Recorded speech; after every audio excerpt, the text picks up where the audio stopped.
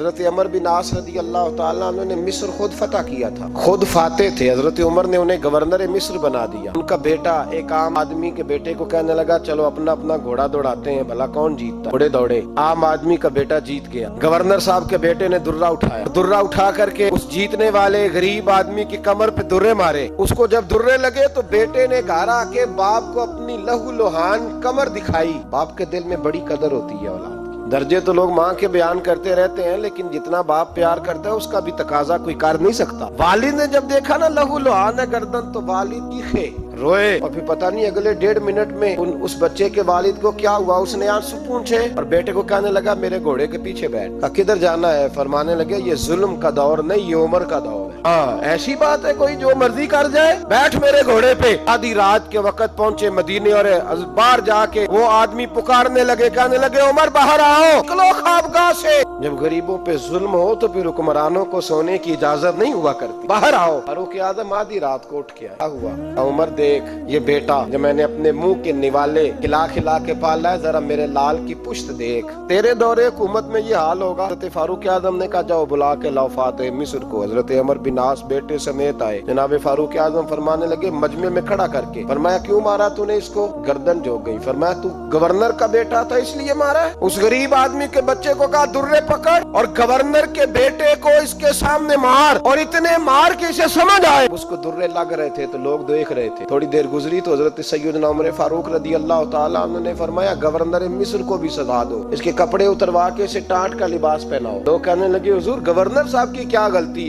حضرت فاروق اعظم کہنے لگے اس بچے کے دل میں بات ڈالی کس نے کہ تو گورنر کا بیٹا ہے؟ کس نے بات ڈالی کہ تو چودھری کا بیٹا اور باقی کمی ہوتے ہیں؟ کس نے سکھایا اسے؟ وہ طاقتیں بھی ہم کچھ لیں گے جو سکھاتی ہیں کہ فلانا بڑا ہے فلانا چھوٹا ہے۔ فرمایا نہ، جب کوئی رسول اللہ کا کلمہ پڑھ لیتے ہیں وہ برابر ہو جایا کرتے ہیں۔ اس کو کس نے سکھایا؟ کس نے سکھایا اس کو؟ گورنر کو بھی۔ اور پھر حضرت عمر نے تاریخی جملہ کہا، حضرت عمر بن عاص کی طرف دیکھ کے فرمایا جب اللہ نے ان لوگوں کو آزاد پیدا کیا تم نے کیوں غلام بنا لیا؟ جب رب نے آزاد پیدا کیا تم نے کیوں غلام بنایا؟ عزیزو یاد رکھو انصاف کا بول بالا ہوتا ہے پھر کوئی آدمی ڈرتا ہے، یہاں انصاف نہیں ملتا۔ اور میں آپ خود ایک بات یاد آ گئی، حضرت عمر کا زمانہ تھا، غسان کے بادشاہ نے کلمہ پڑھ لی۔ جو لوگ غریب کہلاتے ہیں نا وہ ذرا میری بات پہ زیادہ توجہ کریں، غریبوں کو سنانے لگا، غریب ذرا توجہ کریں۔ غسان کے بادشاہ نے اسلام قبول کر لیا، اور اسلام قبول کرتے ہی وہ آئے حج کرنے۔ حج کے بعد فارغ ہوئے تو ایک نفلی طواف کر رہا تھا غسان کا بادشاہ شاہ غسان۔ آج تو خانہ کعبہ میں بھی وی آئی پی پروٹوکول ملتا ہے، آج تو مسجد نبی میں بھی وی آئی پی پروٹوکول ہوتا ہے۔ ہاں آکے بھی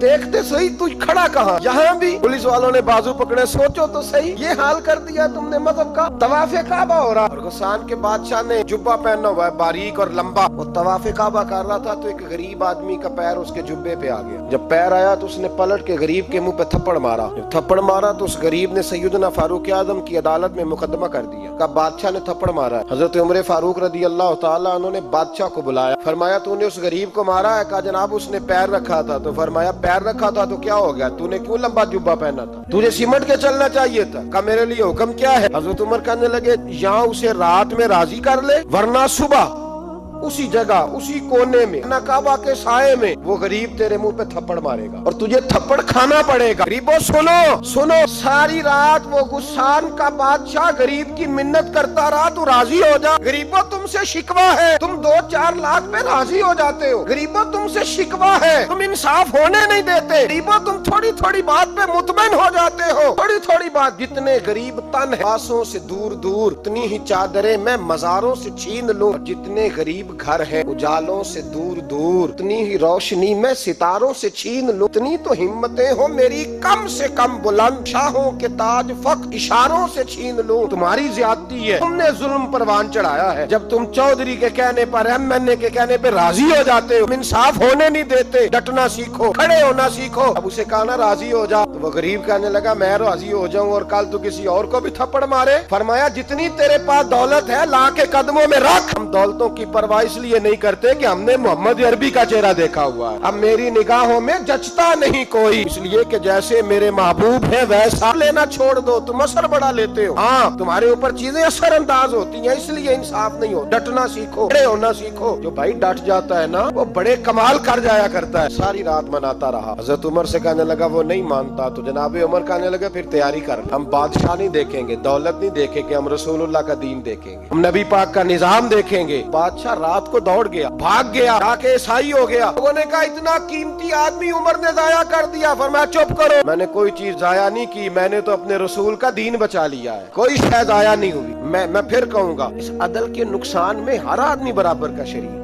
ہم عدل ہونے نہیں دیتے، ہم عدل قائم نہیں کرتے، ہمارا تقاضا ہی نہیں کہ عدل ہو، ہم اپنے آپ کو عدل کے لیے پیش ہی نہیں کرتے، مزاج ہی نہیں۔ حضرت علی المرتضی جری انسان تھے، وہ علی تھے جن پر انسانیت رشک کرتی، اور مولا علی وہ ہستی تھے کہ میرے مصطفیٰ کریم صلی اللہ تعالی علیہ وسلم نے فرمایا اس کے دیدار کو تو فرشتے بھی آیا کرتے ہیں، نا بڑا آدمی، اور پھر امیر المومنین خلیفۃ المسلمین حضرت علی، خود مولا علی نے حضرت قاضی شریح کو قاضی بنایا، چیف جسٹس بنایا، اپنے ہاتھوں سے تعیناتی کی۔ حضرت مولا علی رضی اللہ تعالیٰ عنہ کی زرہ گم ہو گئی، دیر گزر گئی تو ایک یہودی کے پاس وہ زرہ آپ کو نظر آئی، حضرت علی نے ڈائریکٹ اس سے چھین نہیں لی، حالانکہ امیر المومنین تھے۔ ہمارے ہاں ڈنڈا بھی بڑا چلتا ہے نا، جو طاقتور ہوتا ہے وہ تو تھانے جاتا ہی نہیں، کو ضرورت نہیں، اس نے تو بندے رکھے ہوئے، اس کو تو پتہ ہے کام کیسے لینا، لیکن حضرت علی نے آئینی رستہ اختیار کیا، قانونی رستہ۔ قاضی صاحب کی عدالت میں مقدمہ کیا کہ فلاں یہودی کے پاس میری زرہ ہے اور وہ چوری ہو گئی تھی، گر گئی تھی، گم گئی تھی، مجھے دلائی جائے۔ قاضی صاحب نے بلا لیا یہودی کو، امیر المومنین بھی کٹہرے میں۔ قاضی صاحب کہنے لگے اس سے کہ زرہ تیری ہے؟ اس نے کہا جی میرے پاس ہے تو میری ہے۔ قاضی صاحب کہنے لگے حضرت علی سے گواہ آپ کو دینے پڑیں گے، مقدمہ آپ نے کیا ہے، گرچہ وہ امیر المومنین ہے، گواہ امیر المومنین آپ نے دینے ہیں کیونکہ مقدمہ آپ نے دائر کیا ہے۔ تو حضرت علی کہنے لگے میرا بیٹا حسن گواہی دے گا کہ میری ہے، میرا غلام قمبر گواہی دے گا۔ قاضی صاحب کہنے لگے حضور ان کی گواہی درست تو ہے پر میں نہیں تسلیم کرتا، اس لیے کہ بیٹے تو باپ کے حق میں بولا ہی کرتے ہیں، نوکر تو آقاؤں کے حق میں بولتے ہی ہیں، چاہے کوئی غیر جانبدار بندہ لے کے آئے جو گواہی دے۔ تو حضرت علی خاموش ہو گئے، کہنے لگے ابھی میرے پاس ایسا کوئی گواہ نہیں۔ قاضی صاحب کہنے لگے چلیں پھر آپ یہودی کو راضی کریں، آپ نے کیوں بلا وجہ گھسیٹا عدالت، راضی کریں، انصاف کا تقاضا ہے۔ حضرت علی قریب گئے،